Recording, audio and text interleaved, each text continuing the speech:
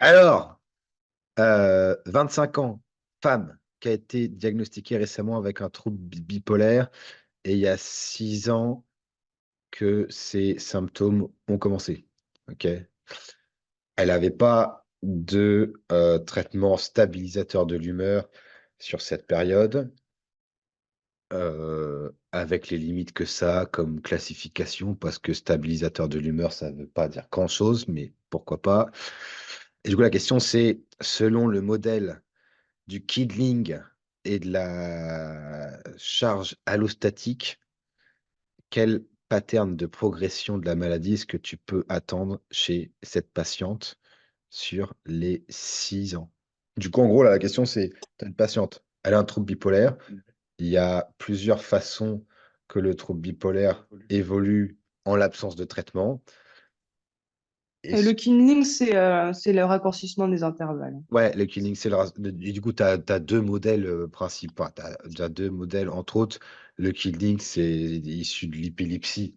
En fait, à force de faire des crises, eh ben, tu fais de plus en plus facilement des crises. Et la charge allostatique, c'est un peu le principe de l'insulte environnementale ou de l'insulte neurobiologique qui fait que au fur et à mesure, tu dégrades petit à petit la machine et c'est de pire en pire. Et du coup, la question, c'est est-ce que avec le temps, les intervalles, ils sont de plus en plus longs, ou de plus en plus courts, de plus en plus courts, les intervalles libres entre les épisodes? Est-ce que la gestion émotionnelle est de mieux en mieux ou de moins en moins bonne? Voilà. Et est-ce qu'il y a des troubles cognitifs qui sont de pire en pire? Oui. Donc, si on fait Mm. rien, il y a des patients avec un trouble bipolaire qui ne vont pas avoir de soucis, ça reste stable. Ils font un épisode tous les 19 mois. Bon, ok.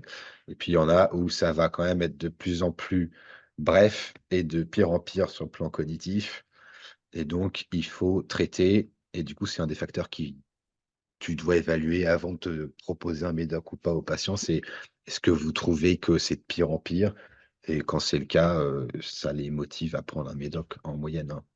Et attends, du coup, c'est quoi l'hypothèse de la charge allostatique? Moi, je connais le Kindling, mais Et pas ben, ça. allostatique, c'est juste euh, tu sais, l'allostasie, c'est le raisonnement de, ben, au fur et à mesure, va y avoir de plus en plus de formation de radicaux libres, d'inflammation, d'oxydation, qu'elle soit avec des espèces oxygéno-réactives, etc., etc. Et que, au fur et à mesure, ben, la capacité qu'a le cerveau à tamponner les dégâts D'accord. neurobiologiques du adage et l'environnement, et ben, est moins bonne. Et en plus, ces dégâts sont de plus en plus importants. Donc, il y a un moment où il y a une Hmm. rupture qui se fait et c'est de pire en pire. Ok. Et donc, du coup, le Kindling, là, c'est plus l'intervalle réduit et l'aggravation de la gestion de l'émotionnalité, l'émotion, pardon. Ah, Et la charge allostatique, ce serait plus le MCI, quoi, le Mind Cognitive Impairment. ah non, c'est les deux pareils.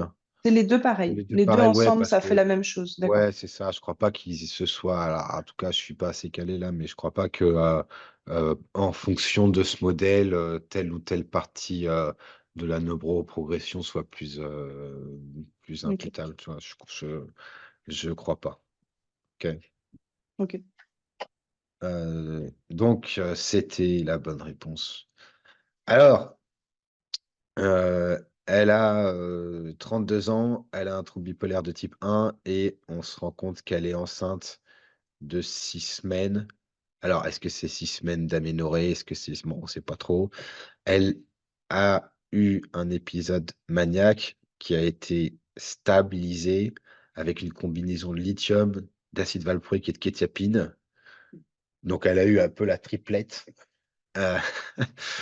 Euh, on ne sait pas si jamais c'est. Et la question, c'est est-ce que eh ben, tu peux maintenir ces médicaments pendant la grossesse ou pas?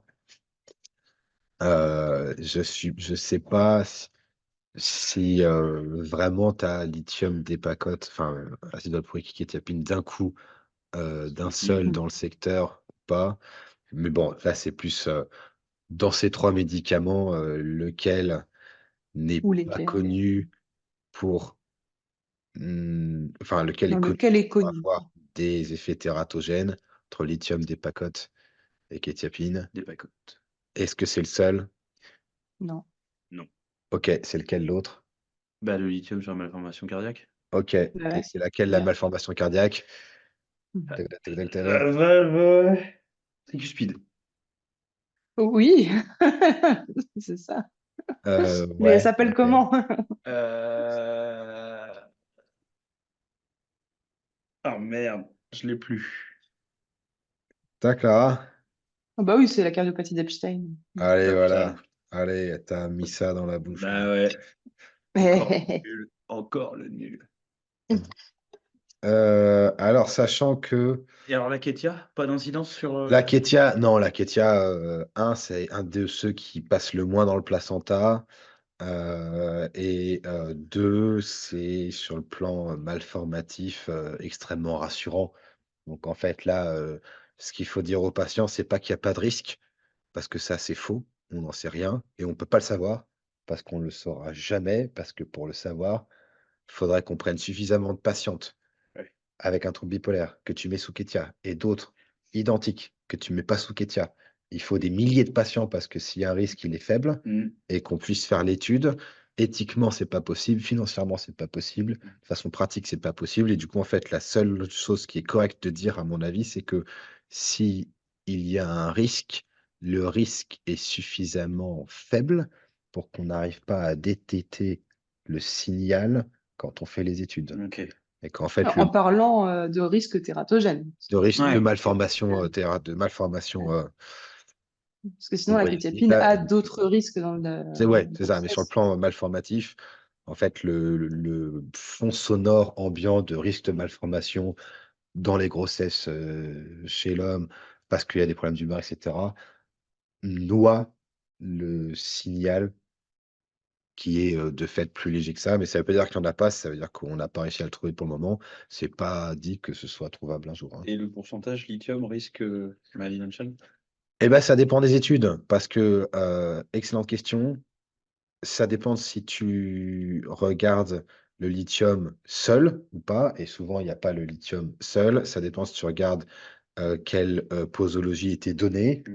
Il y a des études qui regardent la posologie donnée, il y a des études qui regardent la lithémie. C'est en fait, compliqué à faire. Le risque, cardiopathie d'Epstein, il y a une étude, il y avait 663 patientes sous lithium, il y a eu 0 cas. C'est pas très évident de Ok. donner le risque.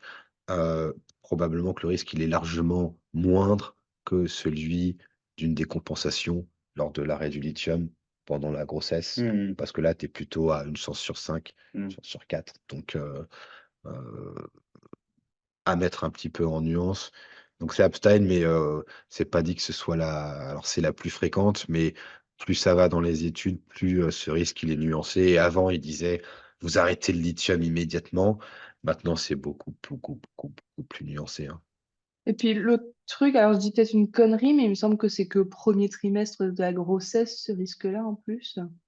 Et Ouais. qu'après, après, Ouais, il n'y a pour en fait, plus. ce qui se passe parfois, 50 des grossesses sont pas planifiées. C'est que, les premiers symptômes ou, la prise de conscience de grossesse, elle s'est faite, alors que l'organogénèse sur le plan cardiaque est terminée.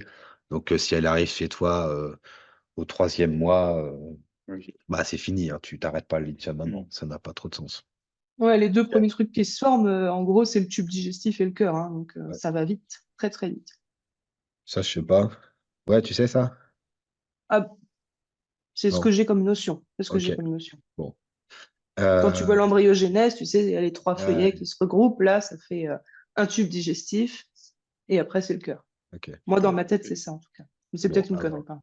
Moi, je sais pas trop. Et le Dépacote, enfin l'acide valproïque, qui est en train de se faire flinguer parce que chez les hommes, peut-être que ça donne un risque de, troubles neurodéveloppementaux, D'accord. chez le fœtus aussi. Et donc, je sais pas trop quel est l'avenir de ce médoc, moi. Je pense que c'est faux de commencer à dire que en fait, le Dépakote est un médicament à bannir et que ça ne sert à rien parce que c'est en train de se présenter un petit peu comme ça et on a tous des patients aussi qui sont stables sous acide valproïque Oui. et avec, rien d'autre Mm. et j'espère que ça va pas non plus disparaître parce que ça va être compliqué de faire de la psy si on a tous les vieux qui se font virer et les nouveaux qui ne sont pas approuvés non plus. Ça va se corser un petit peu. Bon, alors attends, il raconte quoi? Donc c'était ça. Tu as la bonne réponse. Toc toc. Les anomalies avec le DPA-code, c'est des anomalies de fermeture du tube neural. Donc avec le DPA, l'acide valproïque, il y a deux soucis majeurs. Il y a les anomalies sur le plan de la formation Ok. des organes, l'organogenèse, et il y a aussi des problématiques de troubles neurodéveloppementaux avec des risques de diminution du quotient intellectuel de 10 points, c'est énorme, et la majoration de difficultés cognitives un petit peu plus diffuses ou de troubles du spectre de l'autisme, etc., qui explosent.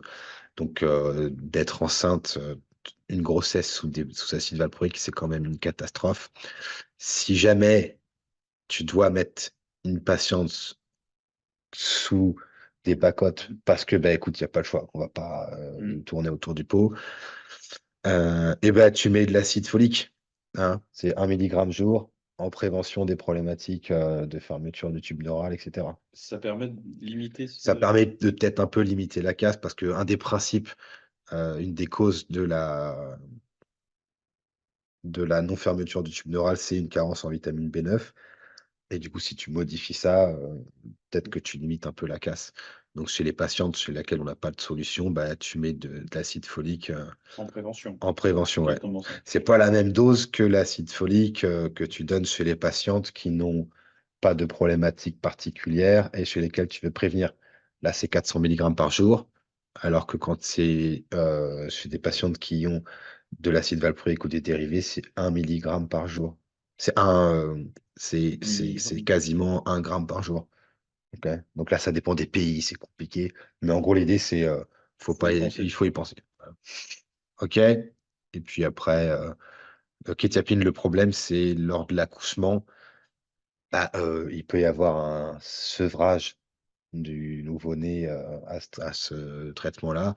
Bon, ça se fait, hein, en moyenne, ça se fait. Mais sur le plan de la sécurité dans le poids sur le long terme, en moyenne, c'est plutôt rassurant. Exception faite du diabète gestationnel, mais c'est autre chose. OK. Alors, 25 ans, femme, épisode dépressif caractérisé. On n'a pas l'intensité. Elle a une histoire, enfin, elle a commenté les étangs, des hospitalisations et des traitements pour des épisodes maniaques, mais actuellement, elle ne prend rien. Les traitements avec le niveau de preuve le plus efficace dans la dépression bipolaire sont. Ah ben, on l'a fait avec l'interne, ça. Ok. Donc là, la question, c'est quels sont les traitements qui ont le niveau de preuve le plus élevé dans la dépression bipolaire? C'est pas les traitements les plus Non, efficaces, c'est ceux qui ont plus c'est les d'études qui traitements ont qui ont le plus d'études, on est Hmm. d'accord. Il ne faut pas se planter parce Ouais. que des fois, c'est un piège. Et du coup, est-ce que, par exemple, la lurazidone, le niveau de preuve dans le traitement de la dépression bipolaire, il est élevé ou pas? On travaille pas beaucoup avec La la lurazidone, le niveau de preuve est majeur. Ok. C'est quasiment pareil que la kétiapine. Ça sédate beaucoup moins. Donc, dans les études, en fait, quand tu prends de la kétiapine, c'est pas une étude contre un placebo, parce que tu prends 50 mg de kétiapine, tu es démoli de la caboche le lendemain, et donc ça n'est jamais contre un placebo, la kétiapine. Donc, ça peut expliquer le fait que des fois, tu as des résultats dramatiques sous kétiapine dans les études, parce qu'en fait, le placebo est levé dès la première prise.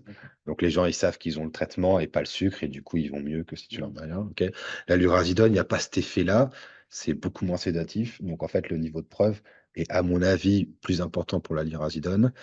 Est-ce que le lithium, en tant que traitement de la dépression bipolaire, a un bon niveau de preuve? Oui. Non. Bah bon? Ouais. Bah c'est un anti-suicide. Ouais, mais ça, c'est autre chose. Ah. C'est autre chose. Il y a l'efficacité du lithium en tant que diminution de problématiques suicidaires, que ce soit idées suicidaires ou comportement suicidaire ou comportement parasuicidaire au suicide. Mhm. Et ça, c'est sur le long terme. Et c'est compliqué de toute façon à caractériser. Et après, il y a la prévention des épisodes hauts, prévention des épisodes bas. le traitement des épisodes hauts, le Mhm. traitement des épisodes bas.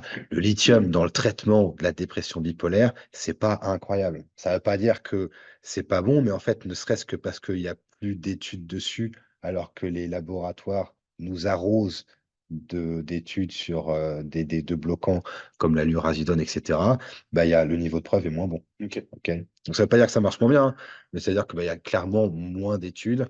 Et en moyenne, les gars qui font les études sur le lithium, les pauvres diables, ils font sur des études de patients en secteur. Et c'est pas du tout les mêmes résultats que les labos qui font ça sur des patients En en panel. extra. Ouais. Donc, le niveau de preuve, il est moins bon. Ça veut pas dire que ça marche moins bien, mais le niveau de preuve est moins bon. Donc, pour l'instant, c'est le Racidone. Est-ce Qu'est-ce qu'il y a, que c'est sûr?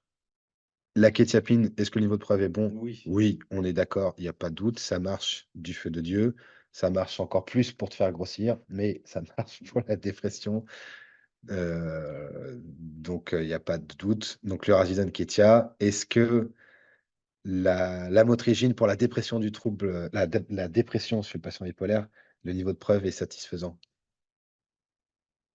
On m'a dit oui aussi, mais. Eh ben non, en fait. Ah. En fait, la lamotrigine, il y a ce qui est écrit dans le Vidal et la croyance, parce que je pense que ça s'appelle comme ça, commune, et ce qui se passe en pratique. En pratique, les gens répondent entre 50 et 500 milligrammes de lamotrigine. En pratique, il y a écrit dans pas mal de bouquins que c'est efficace pour la prévention, parce qu'il y a un moment où ils avaient foiré l'étude sur le traitement aigu, et puis ils avaient réessayé sur la prévention, et il y a plusieurs choses qui font que ça s'est terminé comme ça. Mais il y a aussi une étude où le laboratoire Lilly, il a fait olanzapine contre lamotrigine en aigu.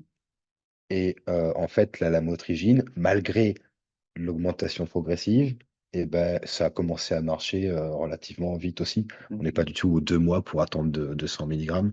Donc en fait, non, le niveau de preuve dans les habitudes, il est plus important sur la prévention de la phase dépressive du trouble bipolaire. Il n'y a pas un gros niveau de preuve sur le traitement de la phase aiguë d'un trouble dépressif dans le trouble bipolaire, mais le niveau de preuve, il n'est pas de zéro Ouais. du tout. Ok. Donc, c'est pas. Parce qu'il était patient qui il a eu de la lamotrigine, il allait bien 2 semaines après, c'est du placebo parce que ça ne marche que pour la prévention et ça marche qu'à 200 milligrammes. C'est faux. Il y a plein de patients pour lesquels c'est faux. Est-ce que olanzapine, fluoxétine en combinaison, c'est un bon niveau de preuve sur la dépression du trouble bipolaire, phase dépressive? Si. Ah bon? Ouais. Bah, putain, heureusement qu'on fait les QCM, hein. Fluox dans la pile. Olanzapine Fluox, ça marche. Ça marche parce que c'est Lily. Et Lily, il te fait des études nickelos, mon garçon. Il est très fort. Lily, il est très fort. Alors, c'est un peu comme. Enfin, il se fait taper dessus tous les ans parce qu'en fait, il se prend des amendes. Hein, parce que Lily, D'accord. il y a, bah, je sais pas si c'est tous les ans, mais il y a quelques amendes qu'il a dû payer. Mais les études sont très bien faites et en fait, ça marche très bien. Olanzapine Fluoxétine. Il y a des études dans le trouble bipolaire phase dépressive et dans la dépression résistante. Il n'y a aucun problème. Les preuves sont là. Alors après, est-ce que tu les nuances? Est-ce que tu es convaincu ou pas? C'est autre chose. Mais la question, c'est quel est le niveau de C'est ça. preuve? Et du coup, ce qui a le plus haut niveau de preuve, c'est kétiapine, olanzapine, fluoxétine, lurazidone. Alors, en plus, olanzapine, fluoxétine, ils ont pu vendre les deux ensemble. C'est le Symbiax aux États-Unis. Et paf, tu prends deux génériques et tu les vends la peau du cul parce que c'est un nouveau dosage quand tu les combines. Donc, Ok. jackpot. Donc là, c'est vraiment un succès commercial. Ça donne le frisson. Donc voilà. Donc, on se souviendra que la motrigine lithium, le niveau de preuve n'est pas forcément le plus élevé, mais ça ne veut dire que ça. Ça ne veut pas dire que ça marche pas ou mal, c'est juste le niveau de preuve dont on parle là. OK? C'était sur LinkedIn où le gars, il avait dit, si tu tortures les données suffisamment, elles finiront par se confesser. Et donc, c'est un peu avec les études pareil, tu vois. Si tu finis, à force d'insister, tu vas finir par tomber sur un truc Oui, qui d'accord. marche. Et clairement, le lithium, il y a moins d'études qui sont faites qu'avec les D2 bloquants. Hein. OK? Allez hop, c'est parti. Alors, 26 ans, pas d'antécédents psychiatriques. Elle a donné naissance à son premier enfant il y a 2 semaines et elle se présente avec des symptômes de dépression. Elle a un score de 20 sur l'échelle de dépression postnatale d'Edinburgh. Alors moi, mon avis sur cette échelle, quand tu la lis, c'est que ça n'apporte absolument rien de rien par rapport à un examen fait par un interne en psychiatrie et que c'était bien parce que c'est un des premiers à avoir fait un truc un peu systématique pour évaluer ça. Mais c'est une habitude qui traîne dans la littérature. Je vois pas trop. Tu fais une bec, honnêtement, t'es T'es bien, ouais. t'es bien aussi. Je ne suis pas du tout convaincu de la pertinence, de la supériorité de cette échelle par rapport à une autre, pour ma part. Mais bon, ça, c'est autre chose. Du coup, la question, c'est ça, c'est t'as une patiente, elle vient, elle est dépressive, elle est en postpartum, ça fait 2 semaines qu'elle a donné naissance, tu as fait une échelle, celle que tu préfères, et c'est en accord avec ce que tu avais évalué cliniquement. Et du coup, la question, c'est est-ce que tu commences un antidépresseur, bam, sous-entendu sérotoninergique, inhibiteur de la capture de la sérotonine, là, est-ce que tu refais une échelle à 1 mois? Bon. Ou est-ce que tu fais un dépistage pour des éléments hypomanes tels que la MDQ, qui est une échelle pour dépister. C'est l'angst, en fait. C'est l'angst, alors moi je préfère la angst, je sais pas ce que tu préfères, Clara, je la trouve juste mieux, nettement. Bon, la MDQ, c'est vraiment à copier-coller des critères du DSM. C'est ça. Donc, Ah, ok. bah ouais, moi je trouve que. Donc, Moi, en fait, moi, je fais toujours les deux. Elles sont assez complémentaires. Mais en général, la angst, je trouve, parle mieux aux patients. bah ouais, moi je suis une angst à la famille, et alors il n'y a rien à faire, je pense que c'est bien quand tu fais les études, mais il faut pas se planter. Enfin, il y a des outils qui sont là pour qu'on puisse comprendre de quoi on parle dans les études et qui sont pas censés être utilisés en pratique clinique. Le Mm. DSM-5, enfin, le DSM-5 pour le dépistage des troubles bipolaires ou de la phase haute d'un épisode bipolaire, c'est nul. C'est nul de nul. C'est pas grave. C'est pas que c'est une connerie en soi. C'est juste que c'était pas fait pour ça. C'est pas fait pour ça. C'est fait pour quand moi, j'ai fait mon boulot avec la famille et que je dis il a un trouble bipolaire, je puisse coder dans mon dossier épisode bipolaire Georges Muche. Mais c'est pas, c'est dans ce sens-là qu'il faut le faire. Je pense pas que ça nous concerne. Je pense que quand tu es psychiatre, tu as largement dépassé les questions de la Edinburgh ou de la MDQ. C'est beaucoup, beaucoup, beaucoup, beaucoup plus compliqué. Donc on est d'accord, on lui balance pas un antidépresseur tout de suite. Elle a moins de 25 ans. Enfin, elle a 26. Donc, ouais, elle a 26 ans, elle a un épisode dépressif du postpartum. Il y a déjà 2 gros voyants rouges et du coup, on lui saute pas dessus avec un antidépresseur parce que ça n'est pas très sérieux du tout. OK. Alors, c'est pareil, quand tu fais les échelles pour la dépression du trouble bipolaire, si tu fais une BEC, c'est à mon avis ce qu'il y a de mieux. Si tu fais une Hamilton ou une MADRS, eh ben, c'est pourri. Je trouve ça pourri, je suis désolé. Enfin, c'est juste que c'est pas adapté, quoi. C'est juste pas adapté du tout. Tu prends les études où ça parle de nous avons pris des patients atteints de troubles bipolaires, nous leur avons fait passer une Hamilton, ils étaient à 23, on a mis de la kétiapine, ils sont passés à 15. Bah, je ne sais pas quoi faire de cette étude, moi, hein, parce que la Hamilton, bah, ça correspond juste pas, toutes les spécificités de la dépression bipolaire, elles sont juste absentes, si tu veux. C'est des symptômes physiques d'anxiété pour la moitié. Donc, je pense qu'avec les échelles, faut faire gaffe. Alors, 15 ans, elle se présente avec des symptômes de dépression. Elle a toujours été une bonne étudiante et responsable et bienveillante envers ses 2 petits frères. Il y a quelques mois, elle est devenue de façon assez brutale triste la plupart du temps et elle a commencé à être beaucoup plus en retrait et à moins interagir. Il y a eu 2 antidépresseurs correctement essayé avec une réponse suffisamment faible pour que ce soit pas satisfaisant. Alors, deux antidépresseurs correctement essayés, pour moi, c'est à 15 ans, de la fluoxétine. Bah Il oui. n'y a pas 36 solutions. Deuxième. Et après, ça va être de la sertraline Mm. ou du séroplex, mais c'est jamais de la paroxétine. Ouais. La fluoxétine, ça paraît un petit peu ambitieux. La fluoxétine. La fluvoxamine, Ah oui. ça paraît un peu ambitieux. Et le Bon, citalopram, ça paraît complètement déconnant. Mm. Donc là, il y a trois possibilités, il n'y en a pas 50. Et quand on dit un essai adéquat, je ne sais pas trop de quoi on parle. En termes de temps, je vois bien. Attends, les doses. En termes de dose, c'est quoi adéquat? C'est 20 fluox, c'est 40, c'est 60, c'est C'est limité pour moi. bah, c'est dans le Vidal, mais ça, Mm. donc c'est un peu toujours la question. Je sais pas jusqu'où tu vas et c'est pas clair qu'il y a une limite définie de toute façon. Elle a une m'adresse à 45, donc l'échelle que moi j'aime pas, qui indique une dépression sévère. Donc là, c'est carrément faux, je pense, de l'écrire comme ça, mais c'est pas grave, c'est pour le plaisir de la question. Et elle se plaint aussi de sentiments d'hostilité et d'agressivité. Et elle a récemment commencé à être physiquement agressive avec ses proches. Il n'y a aucun antécédent familial connu vu que la patiente a été adoptée. Bien que ce ne soit pas définitif, ces symptômes sont plutôt en faveur d'un trouble bipolaire ou d'un trouble unipolaire.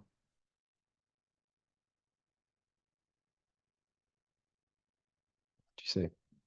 Bah, le reste bipolaire, mais. Bah oui, hein, on est d'accord. Là, c'est cadeau. Hein, elle a eu Sur des quels critères, du coup, Maxime? Allez, vas-y.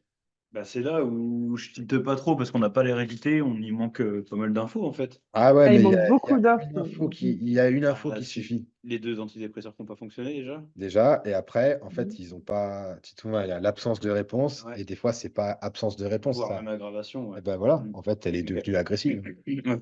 OK? Donc, Quand ils disent agressif, c'est plus irritable ou c'est vraiment agressif, ça.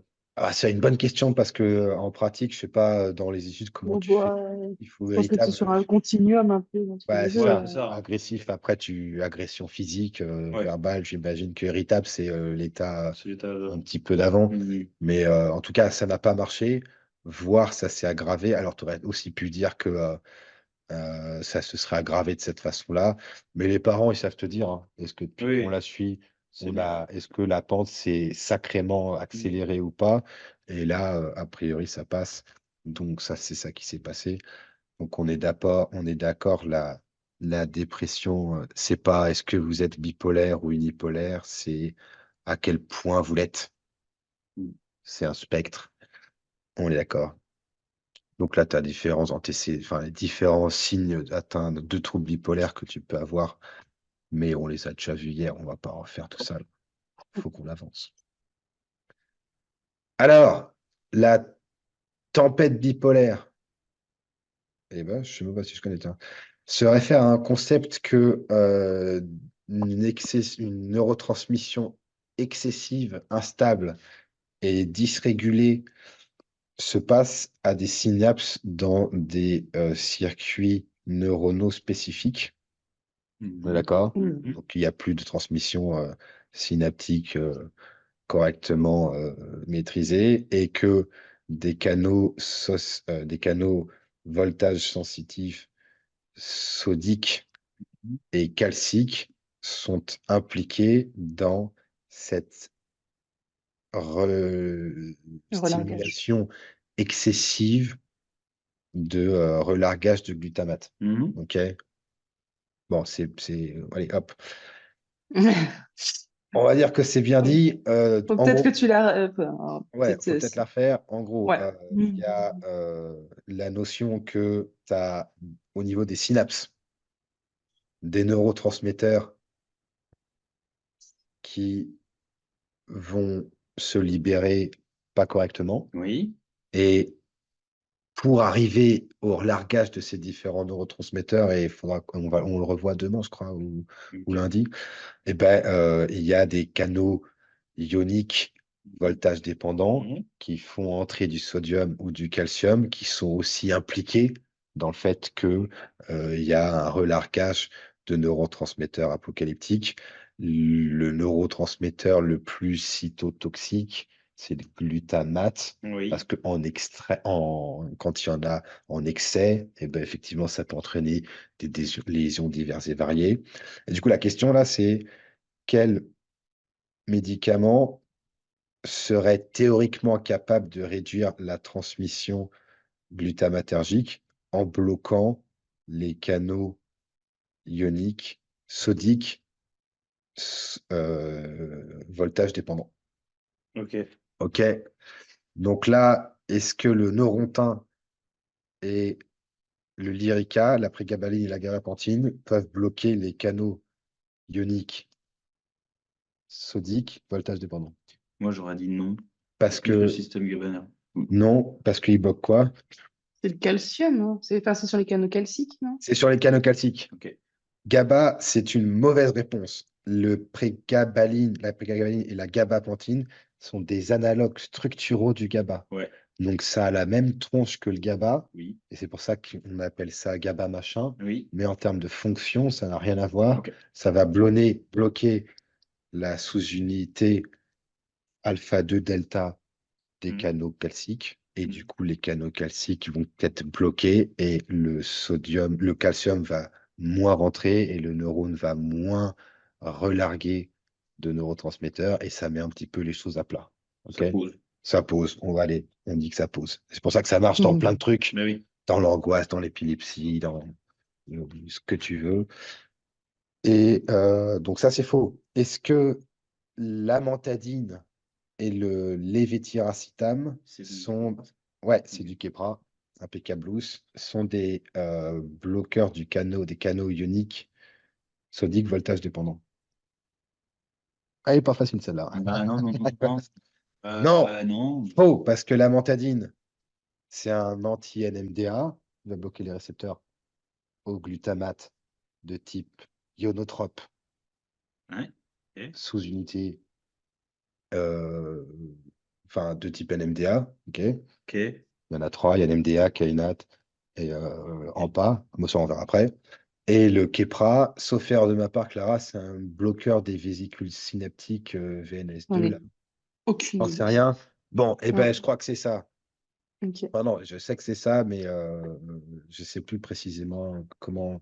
La Wessner, je crois que ça s'appelle. En tout cas, ça va empêcher la vésicule synaptique de se lier à la membrane Mhm. et du coup, qu'il y ait une fusion et du coup, qu'il y ait un relargage de ce qu'il y a dans la vésicule. Ok. Donc, en fait, en gros, c'est quel canaux, quelles molécules on a en psychiatrie qui vont aller cibler plus précisément les canaux ioniques voltage dépendants au sodium, et ben c'est la carbamazépine et la lamotrigine.